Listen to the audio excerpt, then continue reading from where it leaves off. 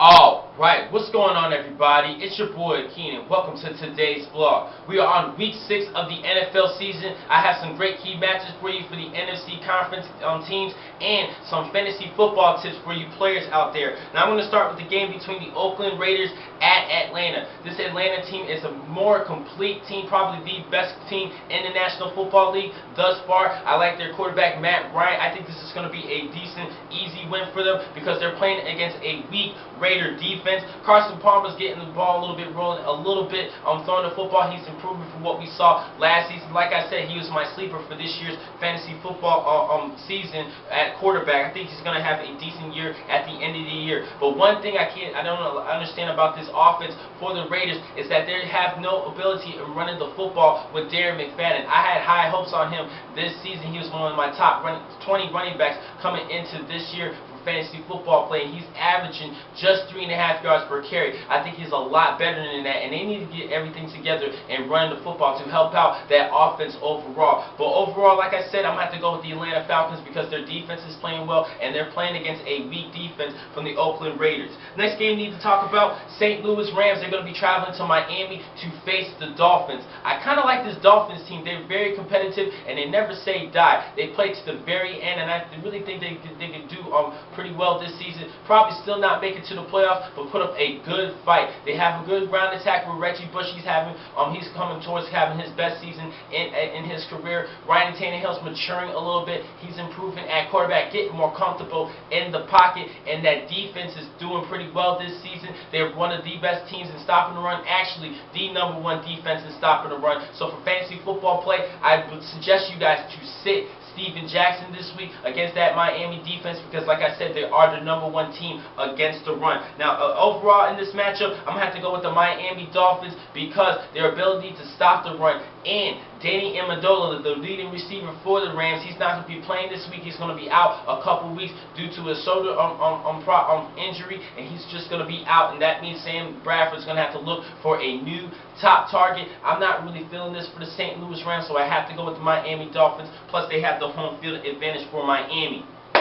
Next game we need to talk about a big NFC matchup between the Philadelphia Eagles hosting the Detroit Lions. Now, fantasy football play, another player that you should sit is quarterback Matt Stafford. He's been playing terrible this year, actually throwing more interceptions than touchdowns, and he's going to be playing against a tough Eagles defense who's going to be putting the pressure on him. Now, I really like this Eagles team overall defensively. For fantasy football play, they have not been posting up a lot of points, but I think they're going to be due for a great matchup because the Detroit Lions give up the most fantasy football points towards defenses overall this season. So I think the Philly defense should be able to start. You should be able to start the Philly defense this week to replace a couple of one other defensive team that I think you should probably sit this week, and I'll let you know later on in this vlog just a second. Next game we need to talk about, the Kansas City Chiefs is going to be traveling to Tampa to face the Buccaneers.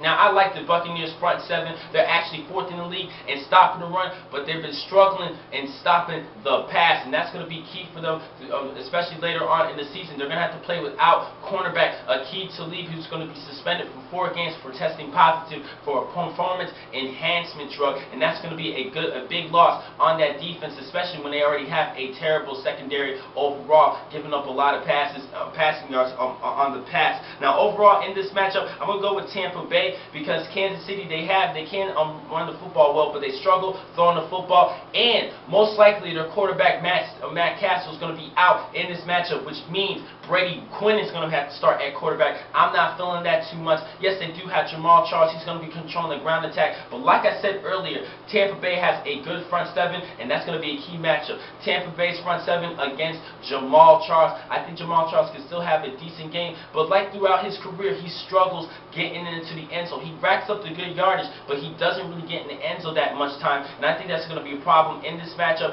Even though he's a good running back, I think Tampa Bay is going to do good enough stopping the run, and I don't think Kansas City is going to be able to throw the football effectively against the Bucs. So I'm going to have to go with Tampa Bay in this matchup.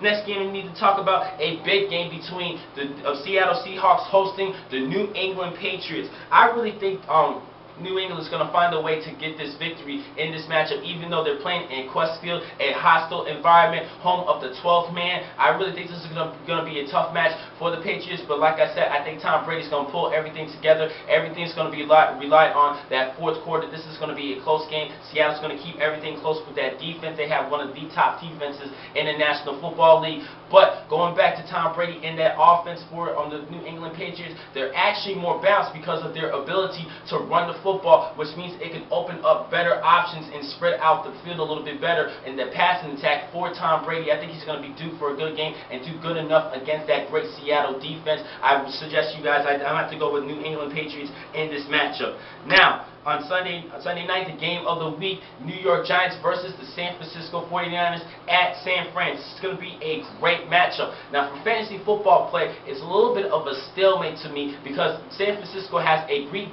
defense who some people are asking me should they start them this week, and New York Giants have a good quarterback in Eli Manning, one of the top fantasy point makers this year, with Victor Cruz as his leading target. Now, I'm not going to really be feeling this game too much. This is an iffy for me. I think out of everybody, you should probably start Eli Manning. He can still give you some good numbers.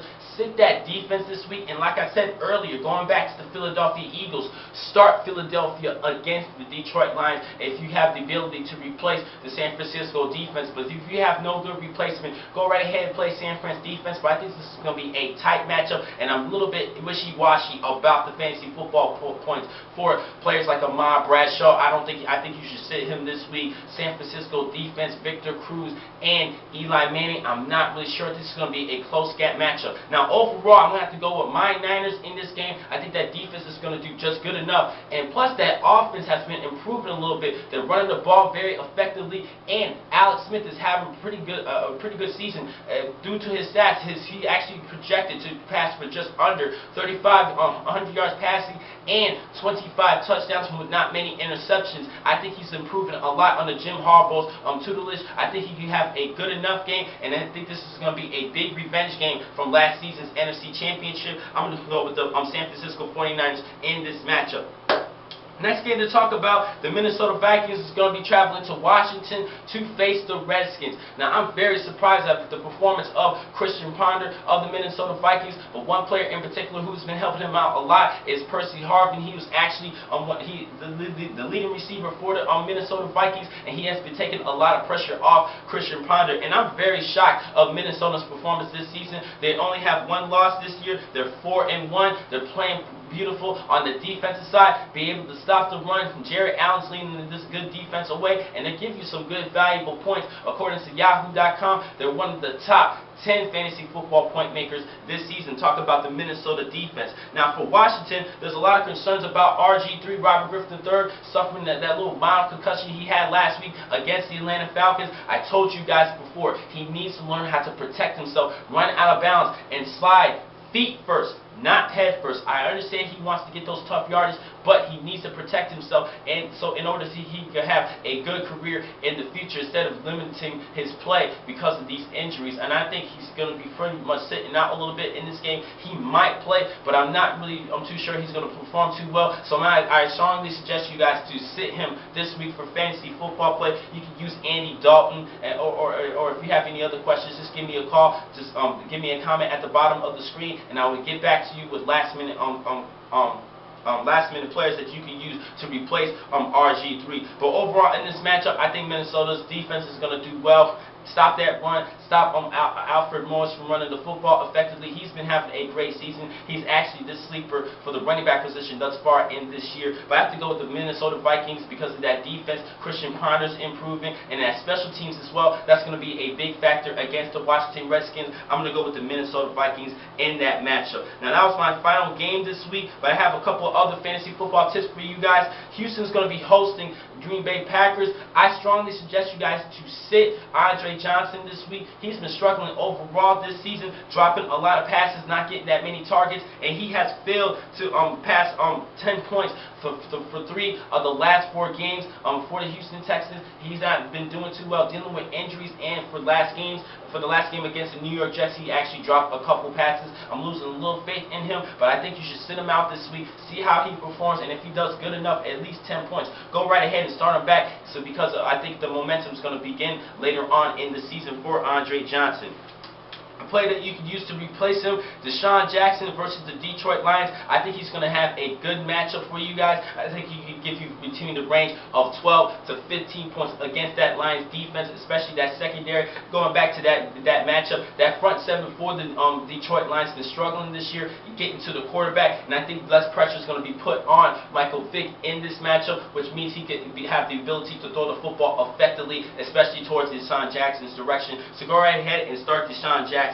Now my sleeper this week for fantasy football play, running back Vic Ballard of the Indianapolis Colts. He's going to be, I think he's going to be replacing Donald Brown, because Donald Brown's going to be out due to injuries. So Vic Ballard's going to be leading the rushing attack, and I think this is going to be a good matchup for him. He could be definitely a good sleeper. He's going to get the bulk of the carries, and he's a good running back coming out of Mississippi State. Yes, he's just a rookie, but I think he's going to give you some good, valuable fantasy points. Go right ahead and start Vic Ballard to replace Steven Jackson, like I mentioned earlier in this blog. Go right ahead and start Vic Ballard. I think he can give you some decent fantasy football points between the 10 and 15 point range. A good flex running back. Go ahead and use him at the flex position or the number 2 running back for your team. I think he's due for a good game. Now, next time I'm going to catch you guys is next week for week 7 of the NFL season. I'll catch you guys then. Thank you for watching today's vlog from Franchise Sports Talk. I'm your man, Akeem McCall. Be easy.